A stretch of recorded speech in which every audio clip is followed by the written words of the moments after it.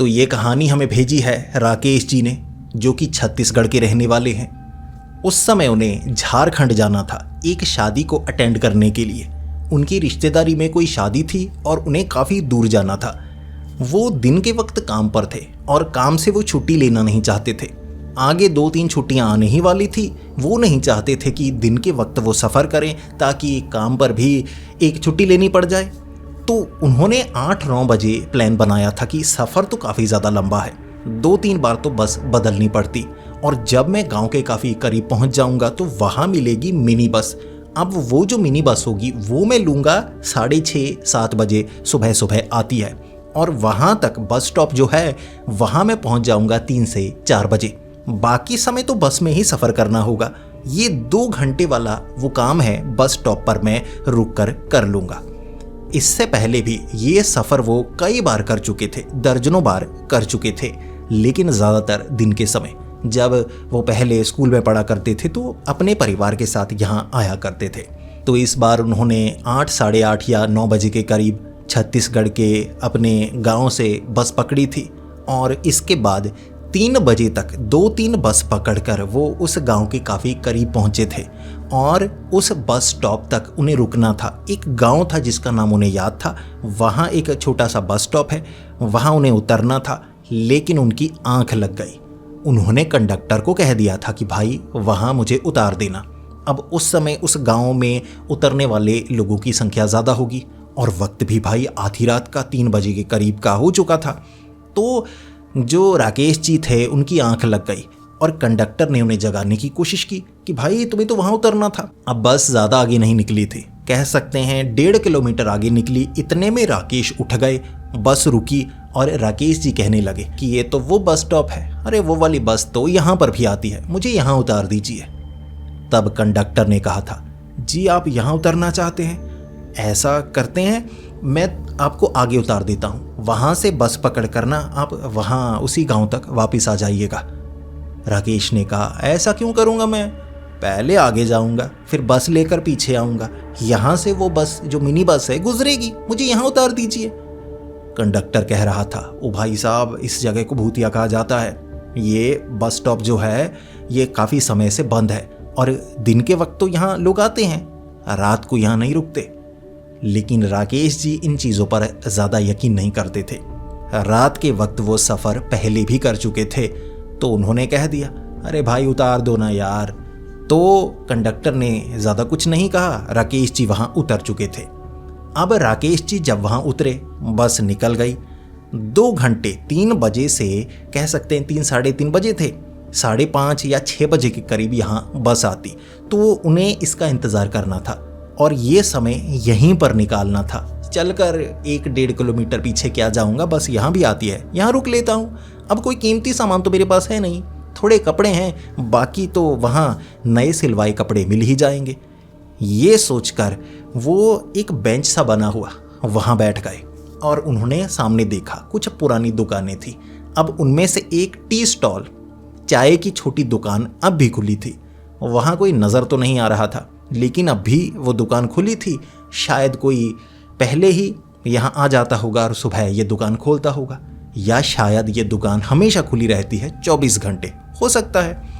राकेश जी ने ज़्यादा नहीं सोचा था। जिसके बाद राकेश जी वहीं बैठे हुए, तो उन्होंने देखा कि 2 आदमी थे, शायद कहीं आगे से चलकर आ रहे थे। फिर एक पेड़ के पास वो खड़े हो गए।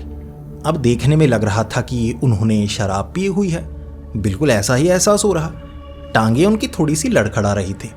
तो इस पर जो राकेश जी थे थोड़ा सतर्क हुए कि चोर लुटेरे ना हो, अरे यार लूटने की कोशिश वगैरह तो नहीं करेंगे। ऐसे जो शराबी होते हैं यही हुड़दंग ज़्यादा करते हैं। लेकिन फिर उन्होंने देखा कि जिस बेंच पर वो बैठे थे ना, एक तरफ एक लड़की थी, लाल रंग के कपड़े पहने होंगे, आसपास की कोई गांव की लड़की लग रही, क्योंकि उसने जो दुपट्टा था वो मुंह के आगे घूंघट की तरह लिया हुआ, अपना चेहरा वो दिखाना नहीं चाहती थी। अब वो पेड़ के उस तरफ खड़े हो गए और भद्दे भद्दे इशारे करने लगे उस लड़की को। अब कुछ देर तो राकेश जी ये देखते रहे। फिर राकेश जी को थोड़ा बुरा लगने लगा, क्योंकि राकेश जी की 2 बहनें हैं, तो कोई किसी लड़की को ऐसे छेड़े तो उन्हें बहुत बुरा लगता था। वो दो थे और यहाँ झगड़ा मूल भी नहीं लेना चाहते थे। जिसके बाद उन्होंने देखा कि वो जो टी स्टॉल है उसमें एक लड़का शायद नीचे पहले सफाई कर रहा होगा, पहले तो दिखा नहीं, अब जैसे कुर्सी पर बैठ गया था, वो दिखा राकेश जी को, और वो राकेश जी को देख रहा था ऐसे उठ उठ कर कि कोई यहाँ बैठा हुआ है।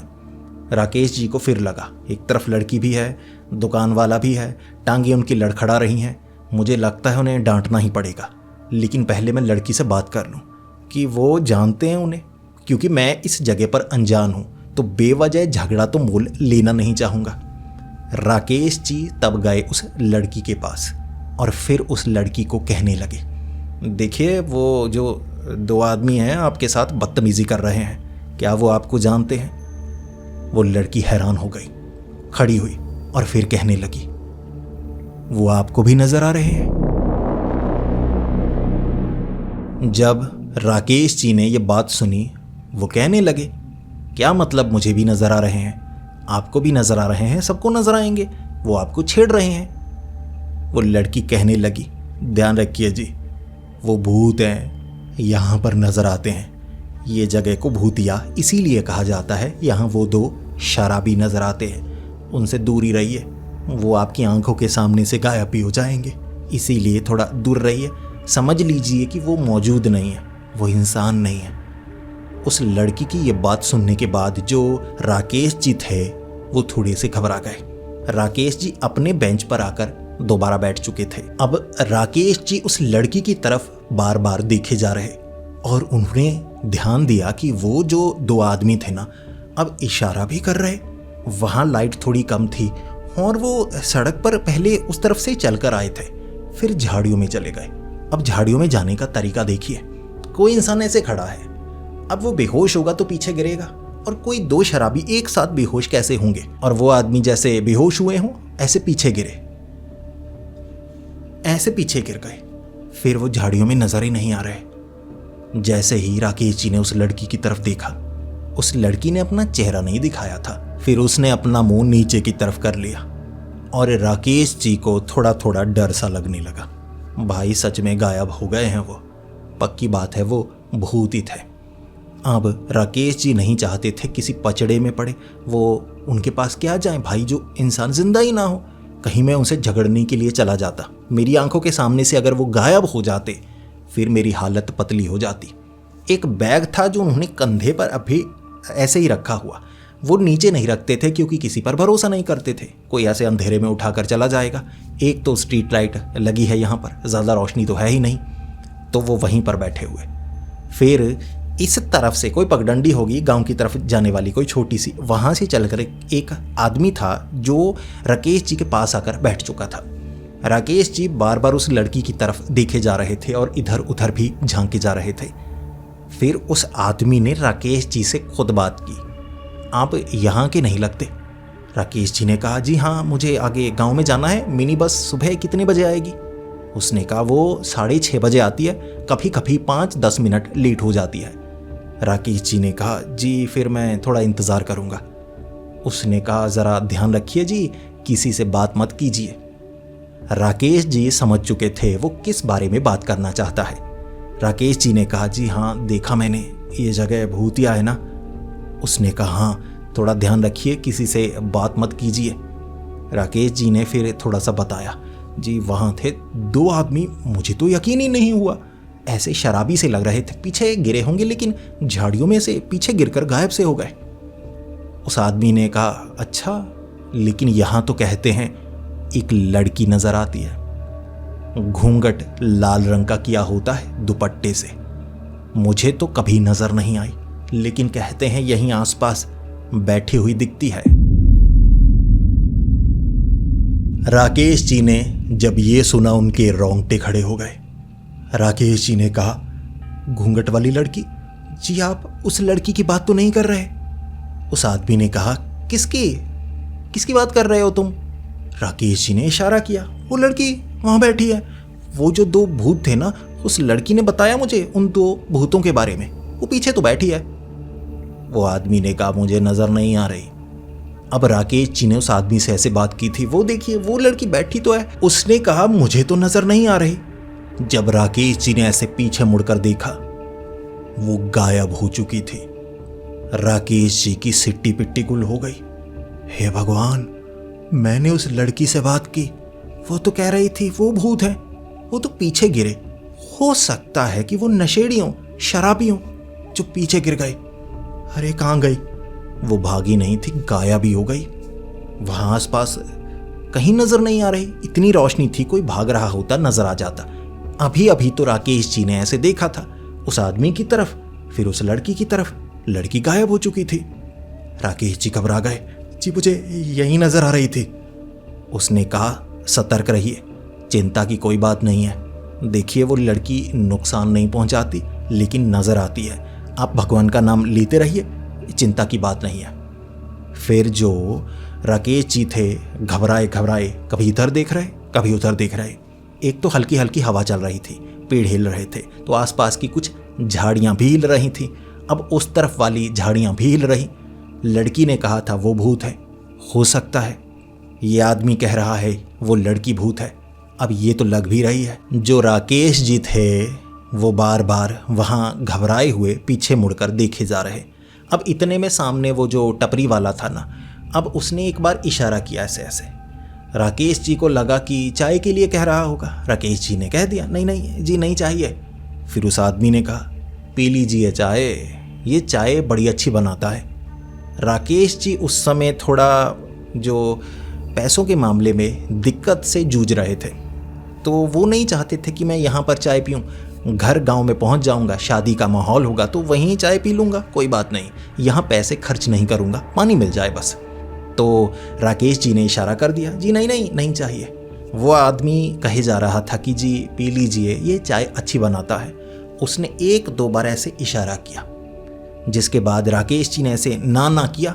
फिर वो आदमी टपरी से, वो जो दुकान थी उससे निकल कर आया। अब उसे देखकर वो जो आदमी था ना, राकेश जी के पास बैठा, वो तो जैसे भाग निकला, पीछे पगडंडी की तरफ भागा। जब वो आदमी राकेश जी के पास आया, राकेश जी देख रहे वो इससे डरकर क्यों भागा। जिसके बाद वो आदमी कहने लगा, जी मैं चाय के लिए नहीं कह रहा, उधर आ जाइए, उधर रोशनी है, दुकान में भी लाइट लगी है, खंबा भी लगा है, उधर आ जाइए, ये इस तरफ जगह सुरक्षित नहीं है। मैं कब से देख रहा हूँ आप बहुत ज़्यादा डर रहे हैं, इधर उधर झांक रहे हैं, आइए वहाँ बैठ जाइए, चाय मत पीजिए, चाय नहीं पीनी तो कोई बात नहीं। राकेश जी कहने लगे, यहाँ आदमी था जो भाग गया, वो आपको देखकर क्यों भागा? वो कह रहा था यहाँ लड़की नजर आती है, वो भूत है, दिखी थी मुझे। वो लड़की कह रही थी वहाँ आदमी है, वो भूत है। वो चाय वाला कहने लगा, जी उधर आ जाइए, यहाँ ऐसा बहुत कुछ होता है, मुझे रात को बहुत कुछ सुनने को मिलता है, इसीलिए मैं इशारा कर रहा था। कब से आपने मेरी तरफ देखा ही नहीं, जब देखा मैं इशारा कर रहा था कब से। अब आवाज़ लगाना नहीं चाहता था। यहाँ कहा जाता है किसी को आवाज़ नहीं लगाते। मुझे था कि आप भी कोई भूत तो नहीं, इसीलिए आवाज़ नहीं लगाई, इशारा किया। लेकिन फिर मुझे लगा जैसे आप घबरा रहे हैं, आप यकीनन कुछ देख रहे हैं जो मुझे नहीं दिख रहा। उसने कहा कि मुझे तो कोई नज़र नहीं आया आपके आसपास बैठा हुआ, कोई लड़की नहीं, कोई शराबी नज़र नहीं आए, कोई आदमी भागता हुआ नहीं दिखा, आप अकेले थे। ये बात सुनने के बाद राकेश जी बहुत ज़्यादा डर गए और फिर राकेश जी ने कहा, चलिए भाई साहब उधर ही बैठता हूँ। राकेश जी वो जो चाय की दुकान वाला था उसके पास बैठ गए। फिर उसे कहने लगे, अरे आप यहाँ दुकान कैसे चलाते हैं? मुझे तो ये जगह बड़ी खतरनाक लगती है, कौन भूत है कौन नहीं है पता ही नहीं चलता। उस चाय वाले ने कहा, यहाँ ऐसा ही होता है जी, अब काम तो करना ही पड़ता है, अब जगह ऐसी है, क्या किया जा सकता है, खुद को सुरक्षित रखना पड़ता है, बस किसी से बात मत करो, किसी की बात का जवाब मत दो, क्योंकि ऐसी घटनाएं तो होती ही रहती हैं। अब राकेश जी लाइट में आकर उससे बात कर रहे तो उन्हें डर थोड़ा कम लग रहा। वो भी बता रहा कि यहाँ बहुत कुछ नज़र आता है, एक दो भूत नहीं है, ये जगह भूतिया है, घटनाएं अलग अलग होती हैं, कहानियाँ अलग अलग होती हैं। कोई कहता है आदमी नज़र आते हैं, कोई कहता है लड़की नज़र आती है, किसी को यहाँ लाश नज़र आती है, तो किसी को फांसी पर लटका हुआ कोई आदमी नज़र आता है। ऐसा बहुत कुछ होता है, अलग अलग होता है। ध्यान रखिए किसी से बात मत कीजिए। अब राकेश जी इतनी घटनाएं देख चुके थे, उनके मन में शंका हुई, ये कोई भूत तो नहीं, ऐसा कई बार हो चुका है। तो राकेश जी ने वैसे ही उससे सवाल पूछ लिया, जी आप यहाँ कब से हैं? आप रात को भी दुकान खोले हुए हैं, आपने स्टोव तो रखा ही नहीं, आप चाय किस पर बनाते हैं? वो टेबल पर बैठ चुका था और फिर मुस्कुराए जा रहा, जवाब नहीं दे रहा। इसके बाद जो राकेश जी थे उन्होंने कई सवाल पूछे, उस आदमी ने कोई जवाब नहीं दिया, वो मुस्कुराए जा रहा। राकेश जी को डर लगने लगा। अब राकेश जी को लगने लगा भूत ना हो, ये जिस तरह से मुस्कुरा रहा है मुझे इस पर शक हो रहा है। राकेश जी भागे वहां से। अब राकेश जी इतनी तेज भागे, वो आगे की तरफ नहीं, पीछे वाला जो 1-1.5 किलोमीटर वाला गांव था उस तरफ भागने लगे। रास्ता सुनसान, अंधेरा घुप था, लेकिन सड़क पर थे तो वो भागे जा रहे। कोई मोटरसाइकिल, साइकिल, गाड़ी उन्हें नजर नहीं आई। वो लास्ट बस थी जिससे वो उतरे थे। वो भागकर उस गांव के बस स्टॉप तक पहुंचे। भाई वहां कोई दुकान खुली नहीं थी, कुछ नहीं था, कुछ दुकानें थी जो बंद पड़ी। वहां वो पहले भी आ चुके थे। वहां पर वो रुके रहे 6-6:30 बजे तक। तब वहां बस आई और वो किसी को अब बताते तो क्या बताते, जो घटना घटी घट गई। आगे से उन्हें सतर्क रहना चाहिए। अब उस बस में वो बैठे थे, वो बस यहीं से गुजरने वाली थी। अब जब वो बस ना इस बस स्टॉप से गुजरी, कोई चाय की दुकान नहीं थी भाई, कोई और दुकानें नहीं थी, कोई स्ट्रीट लाइट नहीं थी यहाँ पर। ये तो उजाड़ सी जगह थी, टूटे फूटे खंडहर पुरानी दुकानों के। कोई ढाबा होगा, वो भी टूटा फूटा सा। यहाँ कोई नहीं था, कोई इधर उधर वाली पगडंडी नहीं। ये पुराना बस स्टॉप था जो उन्हें पहले नजर आया था। अब इतनी बुरी हालत है, और जो रात को दिखा था वो तो सब कुछ एक माया थी, एक झूठ। जब कोई इंसान रात के वक्त, वो भी खास तौर पर 3 बजे ऐसी किसी जगह पर पहुंच जाए जिसे भूतिया कहा जाता हो, कभी कभी उसकी आंखों के सामने जो भ्रम आते हैं वो ऐसे होते हैं। सच लगता है लेकिन वो सच होता नहीं। राकेश जी की हालत बहुत बुरी उस जगह को देखकर। वो घबराए हुए और फिर उन्होंने उस बस के कंडक्टर से बात की, क्योंकि 45 मिनट या 1 घंटा लगने वाला था उस गांव तक पहुंचने में। तो कंडक्टर से बात की और कंडक्टर ने भी यही कहा कि जो यहाँ रात को रुकता है 12 बजे से 3 बजे तक, ऐसा कुछ उसे देखने को मिलता है। तो रात के वक्त यहाँ कोई नहीं रुकता। वैसे भी यहाँ मिनी बस ही गुजरती है इस तरफ से, जो दूसरी बस है वो यहाँ रुकती नहीं। किसी को उतरना हो तो रुकती है, वैसे नहीं रुकती। फिर गांव पहुंचे राकेश जी। अपनी घटना के बारे में, शादी में मेहमान आए हुए थे, रिश्तेदार आए हुए थे, उन्होंने बताया। और फिर उन्हें यही सुनने को मिला कि ऐसी जगह रात को सफ़र नहीं करना चाहिए। अगर सफ़र कर रहे हैं तो ऐसी वीरान सुनसान जगह पर हमें रुकना नहीं चाहिए, वहाँ से जल्द निकल जाना चाहिए। अब राकेश जी उसके बाद 2-3 दिन शादी में रहे। दिन के वक्त ही वो वहीं से निकले थे, उसी मिनी बस के ज़रिए, लेकिन दिन के वक्त थे तो उसी जगह को दोबारा उन्होंने फिर से देखा। दिल फिर से धक धक किए जा रहा था, क्योंकि एक बार ऐसी घटना होने के बाद वो जगह के साथ आपका डर जैसे जुड़ जाता है। बार बार उस जगह को देखने के बाद डर लगता है। लेकिन फिर उनकी ज़िंदगी में और कुछ नहीं हुआ, यानी ज़िंदगी उनकी साधारण रही। लेकिन ये घटना उनकी ज़िंदगी की सबसे डरावनी घटना थी कि वो समझ ही नहीं पाए कि भाई जो जो कह रहा है वो भूत है, वो भूत है। हर कोई भूत ही था, पूरी जगह ही भूतिया थी। तो दोस्तों, अब आप बताइए आपको ये कहानी कैसी लगी? अच्छी लगी तो वीडियो को लाइक कीजिए, बहुत अच्छी लगी तो दोस्तों के साथ शेयर कीजिए। आपके पास कोई ऐसी ही कहानी हो तो मैंने नीचे ईमेल आईडी दी है, वहाँ पर आप अपनी कहानी शेयर कर सकते हैं। ऐसी ही कहानियाँ सुनने के लिए हमारे इस चैनल को सब्सक्राइब कर लें। तो मिलते हैं अगली वीडियो में, तब तक के लिए डरते रहें।